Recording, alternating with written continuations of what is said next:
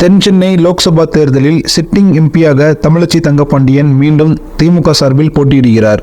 தற்போது அவர் நடக்க முடியாமல் கையில் வாக்கிங் ஸ்டிக் உதவியுடன் செல்வதும் அவரது காலில் கட்டும் போட்டுள்ள நிலையில் அதன் பின்னணி குறித்து முக்கிய தகவல் வெளியாகியுள்ளது. தமிழ்நாடு புதுச்சேரியில் ஒரே கட்டமாக ஏப்ரல் 19ஆம் தேதி லோக்சபா தேர்தல் நடைபெற உள்ளது. இன்றுடன் வேட்புமனு தாக்கல் செய்ய கடைசி நாளாகும். இந்நிலையில்தான் அனைத்து கட்சிகளும் வேட்பாளர்களை அறிவித்து பிரச்சாரத்தை தொடங்கியுள்ளன. இந்நிலையில்தான் திமுக எம்பி தமிழச்சி தங்கப்பாண்டியன் வரும் தேர்தலில் வெற்றி பெறும் முனைப்பில் பிரச்சாரத்தை தொடங்கியுள்ளார். நேற்று முன்தினம் முதல் அவர் சைதாப்பேட்டையில் அமைச்சர் மா சுப்பிரமணியனுடன் சேர்ந்து பிரச்சாரத்தை தொடங்கினார்.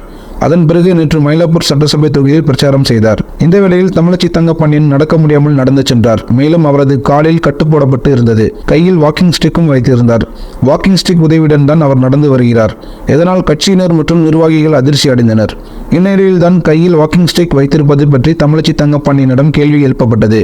அப்போது நேற்று வேட்பாளர்களுக்கான கட்டடம் திறக்கும் போது ஸ்லிப் ஆகிவிட்டது. இதனால் வலது காலில் பிராக்சர் ஆகிவிட்டது. 3 வாரம் ஓய்வு எடுக்க வேண்டும். ஆனால் இப்போதைக்கு ஓய்வு எடுக்க முடியாது. அதனால் காயத்துடன் பயணம் செய்கிறோம் என்றார்.